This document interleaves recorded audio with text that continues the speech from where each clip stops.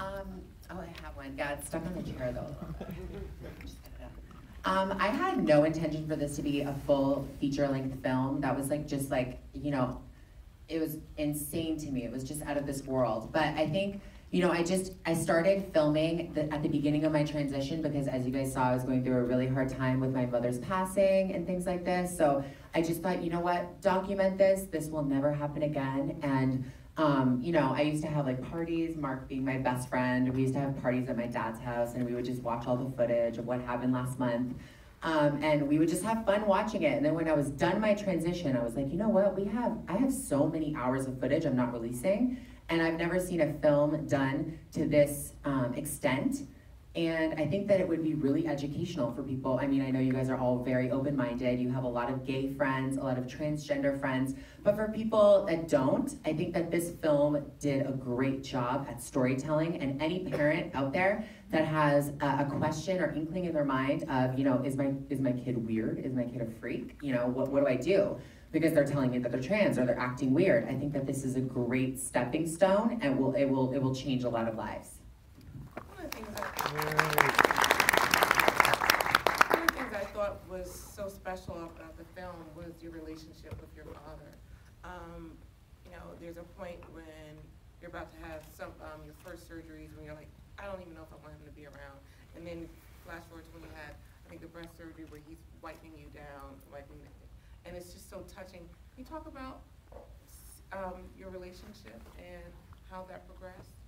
I think it was somewhat of a coming to Jesus moment for him. You know, for him to be, you know, kind of caught off guard by me saying I'm transgender and this is what I want to do. I was a very strong teenager. I had, you know, money in the bank. I was doing my thing, very independent. So I paid for everything. And I watched that back and I cringe and I'm like, God, you know, you lost your mother and you're pushing away your father. How dare you do that? You know, he wanted to be there. He was so vocal in saying he wanted to be there.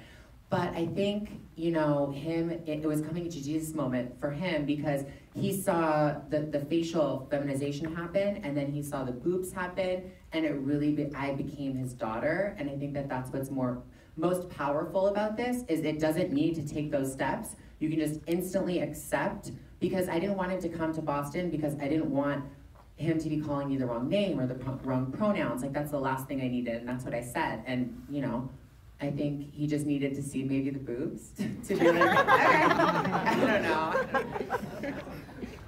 Let's talk about the beginnings of the movie when we see Greg and see the way you were. When you're watching that now, what do you see when you see that teenage boy? You know, the teenage boy is definitely, it brings a lot of sadness back for me because I see myself as so confused and trying to front like I'm so secure with myself, especially giving tips and advice of, you know, products that weren't even mine. They were my mom's. I would literally steal products from my mom's bathroom and be like, this is my favorite foundation. This is my favorite moisturizer. I went out and got this, but I mean, that's all I had. So when I see the childhood footage, that's when the real emotions come back. That is just it's so heartwarming to me to know that I've always been me. And I didn't even see a lot of that footage until Sundance because Barbara made me promise her that I would keep the footage on lock and the film, you know, a secret, and I wouldn't watch it until the premiere. And I didn't see a lot of that footage until premiere day. And I'm so glad that I waited because it's so magical, and just to see like that spark and exactly what my dad says, like I'm the exact same person, and I think it speaks as well to the educational process of this film. I think it'll help a lot of people. Barbara, talk about your role. I mean, obviously it's Gigi's footage, but you crafted it into what it is. So tell me how you approached that, especially it must have been different for you from the other documentaries that you've done.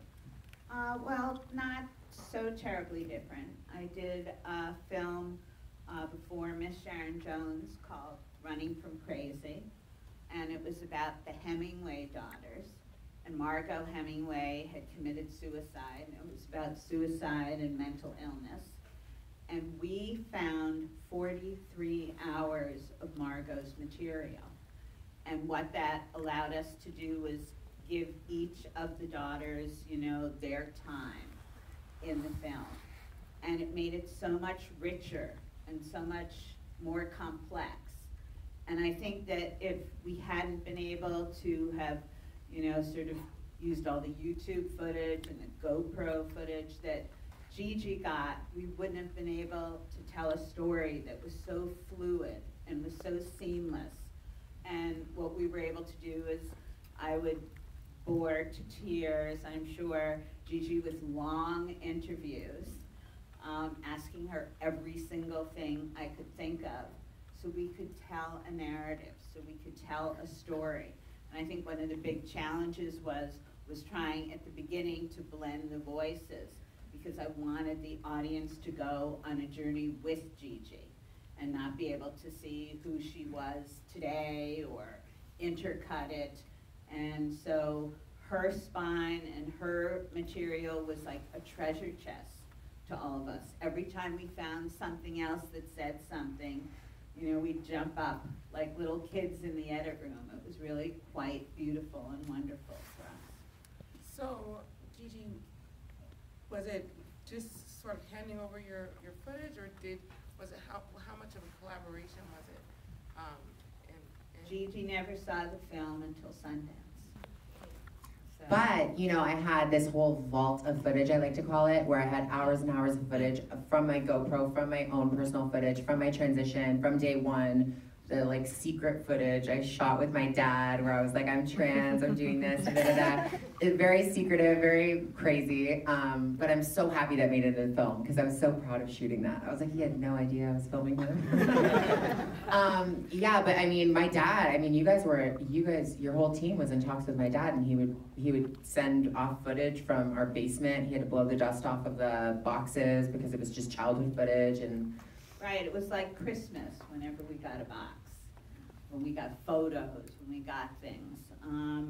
And the editors are here, and I don't know if any of you guys... Away. Oh, they ran away? Oh, well, they were here, so I guess they don't want to comment, but maybe they do. But no, everybody worked. We had screenings where we looked at everything and saw what was happening and what wasn't happening, and where our holes were and where our gaps were and what we needed. And I think none of this also wouldn't have happened if it hadn't been for Adam and Scott, who pitched this to YouTube Red. And from some lucky reason, I was picked to be able to direct it. So I think it all worked nicely. Yeah, was it a particular